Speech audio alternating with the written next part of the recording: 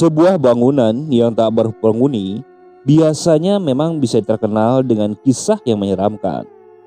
Terlebih ketika bangunan itu belum selesai dibangun seutuhnya. Konon katanya, ketika sebuah bangunan yang gelap, kotor, dan lembab, apalagi tak terurus, biasanya makhluk halus akan nyaman untuk tinggal di sana. Namaku Dedi.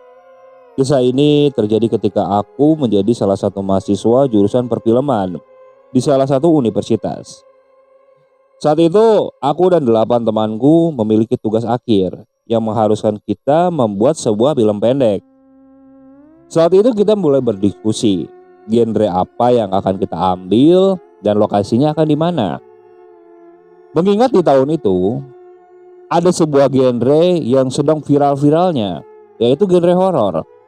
Karena saat itu sedang ada ramai dibahas tentang sebuah desa penari. Jadi saat itu kita putuskan kita ambil genre horor saja. Setelah kita berdiskusi, kita pun menetapkan sebuah tempat. Tempat tersebut adalah sebuah rumah susun yang sudah lama kosong. Salah satu temanku yang mengetahui rumah susun tersebut. Nah, mendengar usulan itu ya aku setuju. Beberapa teman-teman yang lain pun setuju. Nah, setelah berunding ini itu akhirnya kesepakatan pun diambil. Kita akan syuting bergenre horor di rumah susun tersebut. Singkat cerita, hari yang ditunggu pun tiba. Segala perlengkapan sudah kita bawa. Kita pun pergi menuju lokasi. Tak lupa saat itu kamera, lighting, kostum, dan properti berupa manekin orang-orangan sudah kita bawa. Ya, kita desain manekin tersebut layaknya hantu yang nanti akan muncul. Kita pun berangkat dan tak berapa lama kita sampai di lokasi. Sesampainya di lokasi, kondisi saat itu memang mendung karena cuaca memang sedang musim hujan saat itu.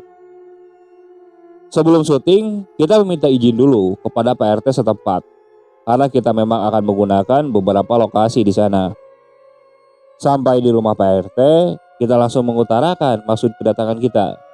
Kita bilang hari ini kita akan izin syuting di sana, ya mungkin sampai larut malam.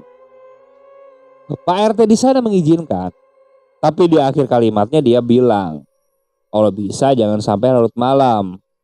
Tapi aku dan teman-teman pun nggak bisa janji. Ya namanya syuting tidak bisa cepat juga, karena aku ingin sesuatu yang maksimal. Ya namanya sebuah karya, aku ingin bagus. Apalagi ini tugas akhir. Mendengar ucapanku seperti itu, Pak RT hanya tersenyum. Dan dia bilang kalau sampai larut malam nanti dia juga akan ngelihat ke sana. Aku hanya mengangguk. Dan setelah itu kita langsung kembali ke area rumah susun tersebut. Setelah masuk ke sana, kita lihat-lihat dulu. Kita lihat ternyata benar. Lokasi ini memang cocok untuk genre horor. Ketika masuk di lantai 1 saja, rasa seramnya itu sudah kena. Apalagi tampak bangunan yang tidak terurus ini benar-benar spot yang bagus untuk memunculkan genre horornya. Nah di situ kami mulai naik ke lantai 4 karena tujuannya kita akan mengadakan syuting itu di lantai 4. Nah saat kita sedang naik tangga, di tangga ada sebuah jendela. Jendela itu memang sudah tidak berupa jendela, hanya berupa lubang saja. Nah dari situ kita bisa melihat pemandangan kota Bandung saat itu. Dan di sekitar rumah susun tersebut tampak ada beberapa area perkebunan. Nah setelah area perkebunan itu, kulihat sepertinya itu pemakaman umum. Aku coba berpikir, coba ingin mengaitkan antara lokasi rumah susun ini dengan area pemakaman. Siapa tahu area pemakaman tersebut bisa digunakan untuk tempat syuting juga. Dan setelah itu kita naik ke lantai 4. Di lantai 4 kita mulai menyiapkan beberapa perlengkapan lainnya. Mulai dari lighting, semuanya kita pasang saat itu. Kebetulan Ellen juga yang digunakan teman-teman kita dari kampus. Hanya 2 orang yang kita ambil dari luar. Sisanya dari tim yang 8 ini saja kita gunakan. Ya orang yang akan kita gunakan juga tidak terlalu banyak. Ya mungkin cuma tim 4 orang. Itu juga fleksibel bahasanya. Jadi satu orang bisa memerankan 2 peran. Lagi pula ini film pendek, tidak terlalu panjang juga. Setelah semuanya siap, kita pun mulai syuting.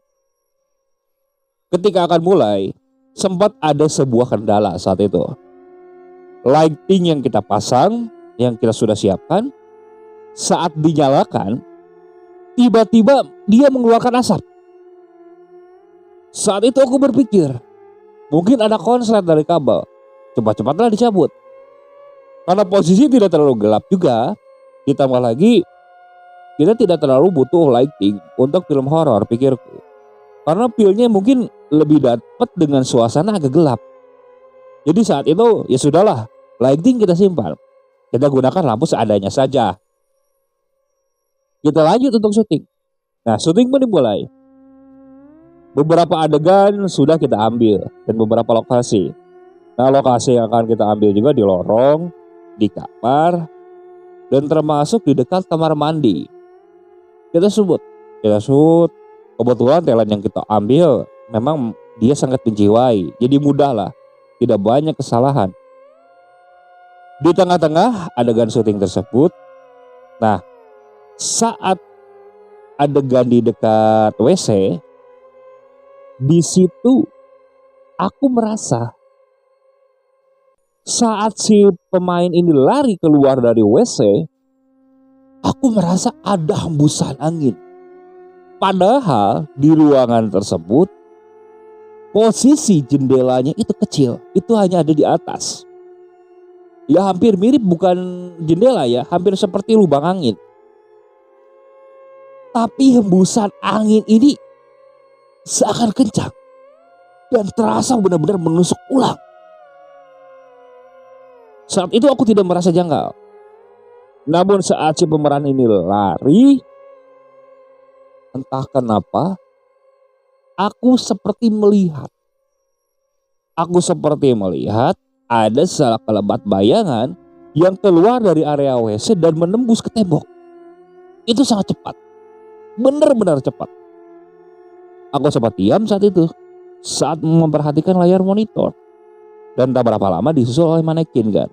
Manekin yang kita dandani layaknya hantu kuntilanak. Aku sempat aneh. Awalnya kan gue pikir itu mungkin manekin, tapi kok bisa nembus gitu kan. Penasaran, aku cut dulu.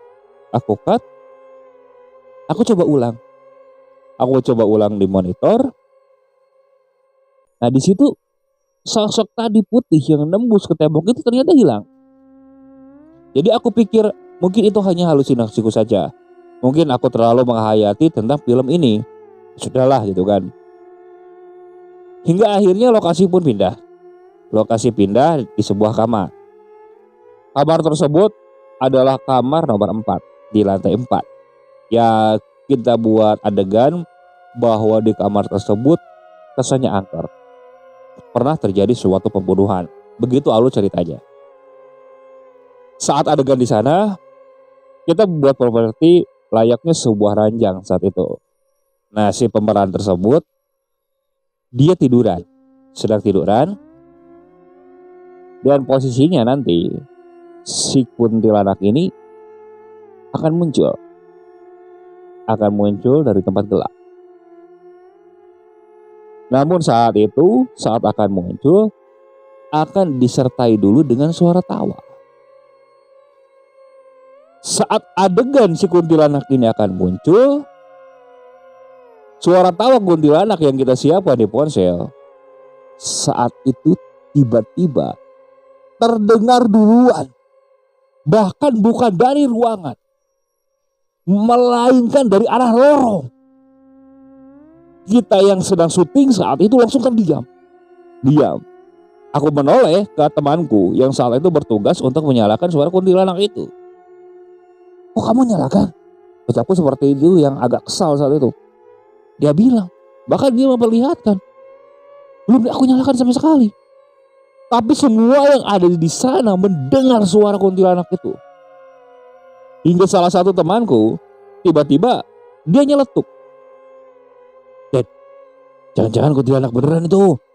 Udah break dulu. Ucap temanku seperti itu kan. Aku diam. Apa emang bener di sini ada kuntilanak? Aku lihat di luar juga belum malam. Ya masih sore. Mungkin sekitar pukul 5-an, pukul 5 menuju setengah 6. Jadi saat itu kita break dulu. Kebetulan kita juga belum makan. Aku suruh salah satu temanku untuk membeli makan keluar. Sedangkan aku dan beberapa teman-teman yang lain nunggu di sana sambil membahas untuk beberapa adegan syuting lain. Nah, rencananya aku bilang kepada temanku, nanti aku akan memanfaatkan area pemakaman di sana pada malam hari. Jadi nanti ada adegan si pemain ini akan berlarian di tengah area pemakaman. Teman-temanku setuju karena itu tampaknya benar-benar bagus. Sebelum maghrib, teman-teman yang aku suruh untuk membeli makan, mereka sudah datang. Kita break dulu sambil makan saat itu. Waktu pun sudah menjelang maghrib. Kita rencananya selepas Isya baru akan kita mulai lagi. Dari maghrib sampai Isya, kita benar-benar istirahat saat itu.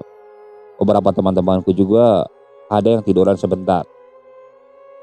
Setelah terdengar adzan Isya, kita pun lanjut untuk melakukan syuting. Lanjut.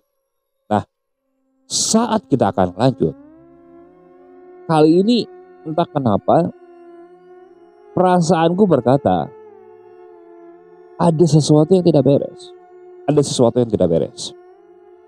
Rencananya saat itu kita akan melanjutkan adegan tadi. Adegan si pemeran yang ada di ranjang dan sosok kuntilanak muncul dari tempat gelap dan disusul dengan suara tawa. Saat itu kamera pun mulai. Dan saat sosok itu keluar dari kamera, aku melihat di monitornya, bukan dari kameranya, dari monitornya aku melihat sosok bayangan putih itu ada 2. Aku kaget. Tapi saat aku lihat aslinya hanya ada 1. Hanya manekin saja. Tuh, sedangkan ini yang di sebelahnya di dalam layar itu siapa? Aku diam, aku noleh ke orang yang memegang kamera. Aku panggil kan. Temanku menoleh. Tapi kata dia tidak melihat apapun. Kok aneh? Apa aku benar-benar halusinasi? Tapi ini tampak di dalam layar. Bahkan benar-benar terlihat. Dan di situ disusul dengan suara cekikan tawa. Tapi sosok yang kulihat ini yang satunya lagi, dia hanya diam di pojokan. Hingga akhirnya aku penasaran. Aku cut dulu, aku bangun dan berdiri terus berjalan ke arah sosok manekin itu. Aku berjalan mendekat ke arah manekin, ingin memastikan. Saat aku dekati, memang tidak ada. Tapi di situ ada aroma bau busuk yang cukup menyengat, disertai bau bunga kamboja. Aku diam dan aku mulai merasa merinding saat itu. Teman-temanku menanyakan kenapa. Aku tidak menceritakan saat itu. Hanya kameramen saja yang tahu. Yang sempat aku tanya apa dia melihat sosok perempuan. Tapi si kameramen ini sama, dia tidak menceritakan. Aku kembali duduk saat itu. Syuting kita lanjut. Dan saat aku lihat kembali ke layar monitor, sosok itu sudah tidak ada. Adegan di kamar pun selesai saat itu. Tinggal beberapa adegan lagi, termasuk di bagian tangga. Nah, saat kita akan membereskan properti dan akan dipindahkan, tiba-tiba kami mendengar suara lantunan nyanyi. Ada suara orang yang nembang, tapi nembangnya tidak terlalu jelas saat itu. Yang pasti dia nembang dengan bahasa Sunda, tapi aku tidak terlalu jelas dengan kata-katanya. Suasana yang saat itu sedang gaduh tiba-tiba langsung hening, diam. Teman-temanku itu sepertinya mendengar semuanya. Langsung tak ada yang bersuara sama sekali. Diam. Hingga suara nyanyian tersebut terdengar sangat jelas. Aku diam saat itu. Suara tersebut mungkin dari 2 kamar dari kamar ini. Posisinya di sebelah kiri. Mungkin kamar nomor 2 atau nomor 1. Pikirku seperti itu kan. Aku nengok ke salah satu temanku. Jangan-jangan ini ulah orang sekitar yang iseng kali. Pengen nakut-nakutin. Ucapku seperti itu kan. Hingga akhirnya beberapa teman-temanku ini, sebut saja namanya si Rudi. Si Rudi, si Yanto, dia ini terbilang orang yang sangat berani. Nah, kedua orang ini tanpa dikomando dia langsung keluar. Dia langsung keluar ingin ngecek katanya. Mereka berjalan. Belum terlalu lama saat itu. Namun aku mendengar suara teriakan kedua orang ini. Kaget. Refleks kita keluar. Nah, saat kita keluar, si Rudi dan si Yanto ini tiba-tiba berlari ke arah tangga. Mereka terus berteriak.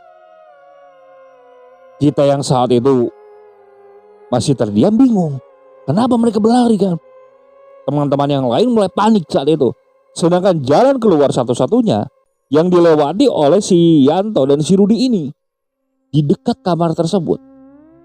Hingga tak berapa lama aku mendengar suara jatuh. Suara teriakan dan jatuh. Tanpa pikir panjang, aku berlari. Disusul teman-temanku yang dari belakang. Berlari, nah sebelum turun ke anak tangga, aku sempat menoleh. Saat aku menoleh, tepat di pintu, aku melihat sebuah sosok. Rambutnya panjang, pakaiannya ini compang-camping. Mungkin warnanya hampir mirip seperti hitam, kumal. Sosok tersebut matanya tajam, melihat ke arah kami. Aku berteriak, "Woi, cepat." Teman-temanku langsung turun. Nah, ketika sampai di lantai 3 dan dari tangga lantai 3 menuju lantai 2, di situ aku temukan Yanto dan Rudi, mereka terjatuh. Bahkan parah. Kaki si Rudi ini seperti patah. Aku kaget melihat kondisi temanku seperti itu kan. Aku turun, aku coba angkat kan. Si Rudi meraung-raung. Si Yanto juga jatuh, tapi dia tidak terlalu parah. Hanya tangannya saja yang terkilir. Tapi dia masih bisa bangun saat itu. Teman-teman yang lain masih membantu. Di saat aku sedang membantu si Rudi dan si Yanto ini, tiba-tiba terdengar suara tawa yang benar-benar mengerikan. Suara tawa cekikikan. Ya, aku tahu mungkin itu suara kuntilanak. Suara itu awalnya dari atas. Aku yakin dari kamar tadi. Namun tak berapa lama, aku seperti merasa suara itu mendekat. Dan seakan sangat dekat. Saat itu aku celangak-celinguk. Posisi gelap. Ingat tak berapa lama, tak jauh dari kami, mungkin berjarak sekitar 15 meter dari lorong yang di dekat lantai 2, aku melihat sosok yang berdiri. Sosok tersebut seperti melayang dan mendekat ke arah kami. Aku mulai panik saat itu bersama teman-teman kan. Aku bilang, ayo cepat kita turun aja ke bawah. Turun. Si Rudi saat itu tidak bisa bangun. Otomatis digendong. Karena posisi badannya berat, aku tidak kuat. Si Rudi akhirnya digotong. Si Yanto masih bisa bangun. Cuman dia memegangi tangannya. Nah, kita buru-buru lari menuju lantai 1. Saat kita sampai di tangga di lantai 1, di situ kami melihat kembali sosok tersebut. Namun kali ini tidak sendirian.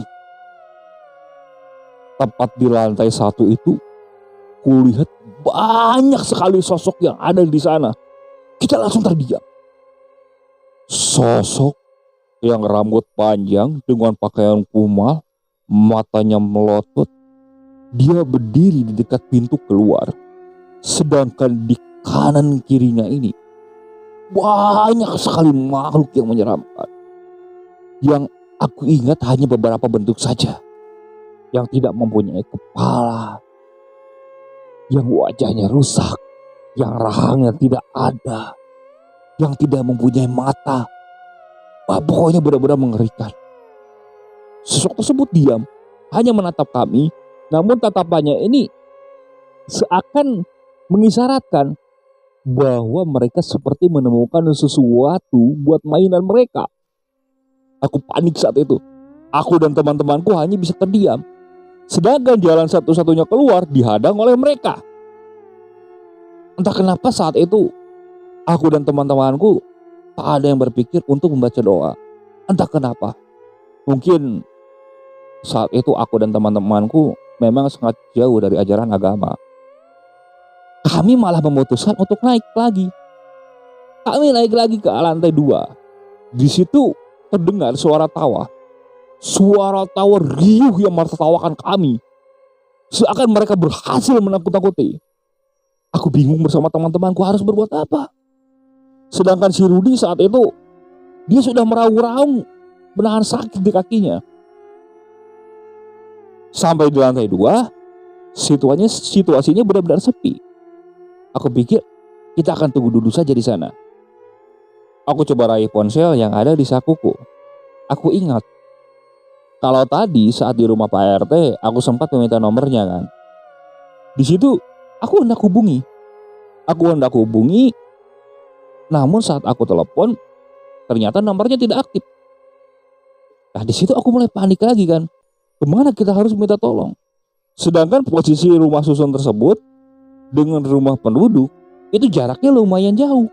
Kalau kita berteriak-teriak minta tolong pun mungkin tak akan ada yang mendengar.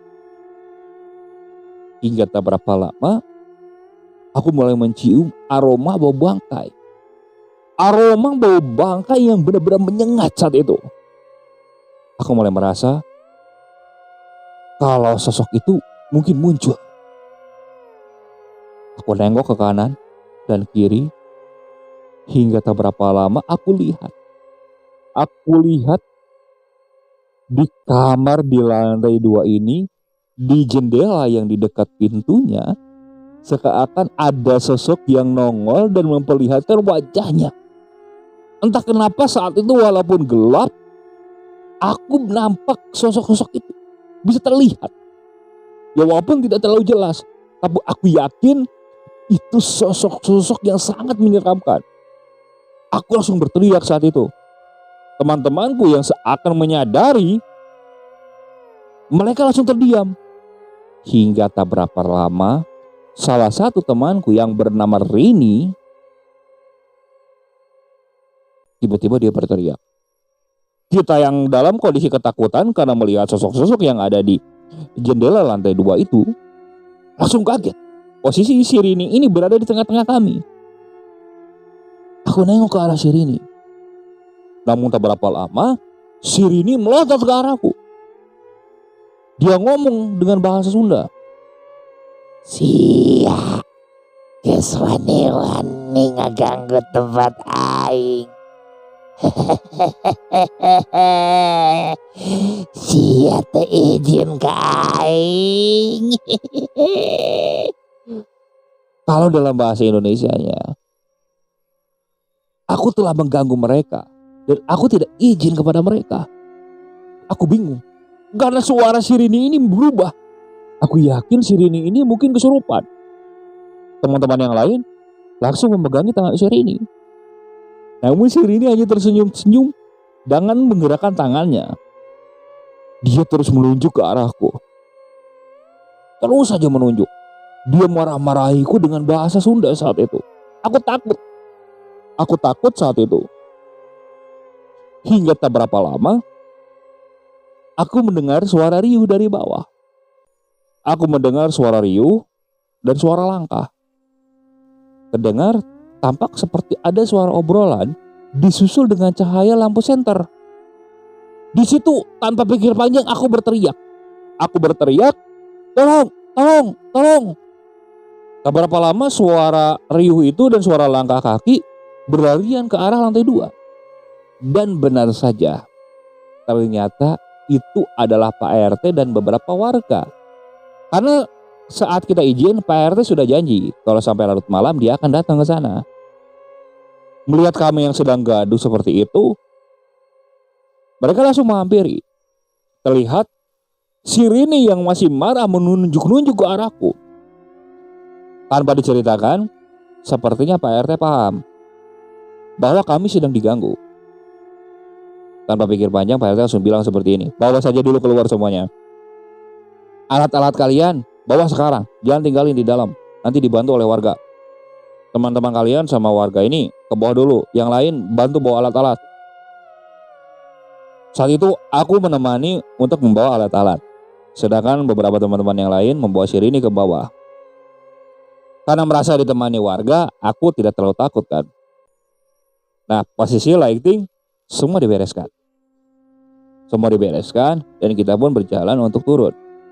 Nah, saat akan turun menuju tangga dari lantai 4 ke lantai 3, di kamar yang dilihat saat itu sama Rudi dan Yanto ada sosok perempuan itu.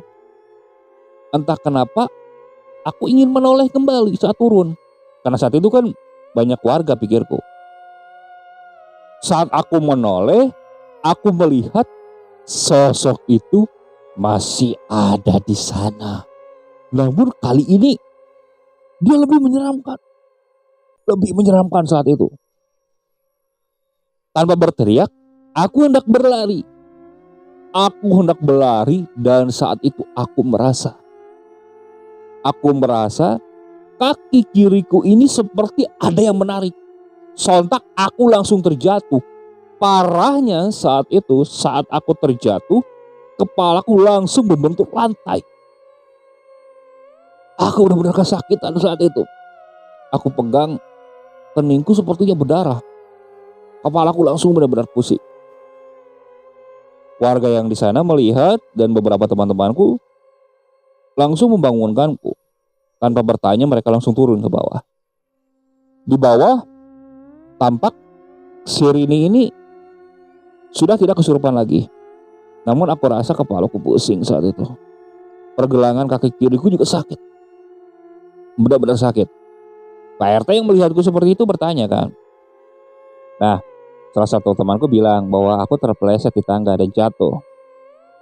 Namun Pak RT tiba-tiba melihat ke arah pergelangan kaki. Dia bilang, "Mbak Dedi, angkat celananya, coba lihat." Aku angkat celana panjangku. Di pergelangan kakiku itu tampak ada sebuah luka memar. Luka memar itu membentuk pergelangan tangan. Dan itu terlihat jelas. Aku kaget. Bahkan teman-temanku yang lain kaget. Loh, kok bisa? Padahal saat itu teman-teman dan warga yang menemani untuk mengambil alat-alat, mereka tidak melihat ada siapa-siapa di sana. Pak RT tampak seperti membacakan doa di telapak tangannya. Dan setelah itu diusap-usap. Dan tampak seperti membuang sesuatu. Entah apa saat itu. Dan dia bilang, nanti juga sembuh sendiri. Udah. Nah, jadi sosok di sini itu marah katanya. Pak RT kan sudah bilang kalau bisa jangan sampai larut malam. Ya, aku menjelaskan bahwa adegan syutingnya memang belum selesai. Ya, Pak RT paham. Tapi kalau bisa buat kedepannya diikat saja buat adegan di dalam. Kalau mau siang, kalau memangnya takut, nanti akan ditemani oleh beberapa warga. Karena konon katanya rumah susun ini memang sangat angker. Kalau malam tak ada yang berani mendekat. Siang juga warga sekitar tak ada yang berani masuk. Karena sering terdengar suara tangisan, suara tawa, dan suara lain-lain. Dan katanya sosok itu marah dan masuk ke Rini karena aku ini tidak izin di sana. Tidak izin. Tapi Pak RT juga ya memang menyarankan izin, tapi jangan diikuti keinginan makhluk tersebut. Sedangkan ketika sosok itu masuk ke dalam tubuh si Rini, sosok itu minta yang lain-lain. Dia minta sesajen. Bahkan isi sesajen itu minta yang sangat berlebihan lah. Bahkan sampai minta darah segala. Tapi Pak RT saat itu langsung menolak dan berusaha mengeluarkan sosok itu. Dan tampaknya sosok yang masuk ke tubuh Syirini kembali lagi ke lantai 4 di kamar 1. Dan saat aku turun, sosok itu sepertinya marah dan langsung mencelakaiku. Di situ aku coba menarik napas. Aku ada perasaan lega kita bisa semuanya selamat. Ya walaupun tidak semuanya. Rudi, Yanto, dan aku sendiri celaka. Apalagi melihat Rudi paling parah. Kakinya patah saat itu. Dia terjatuh dengan posisi kaki yang salah. Kita break saat itu. Aku bawa Rudi untuk berobat dulu. Begitu juga dengan Yanto. Sedangkan kepalaku ya memang masih pusing, tapi tidak terlalu sakit. Untuk kedepannya saat itu kita cut saja adegan di sana, kita ganti adegan di tangganya di lokasi lain.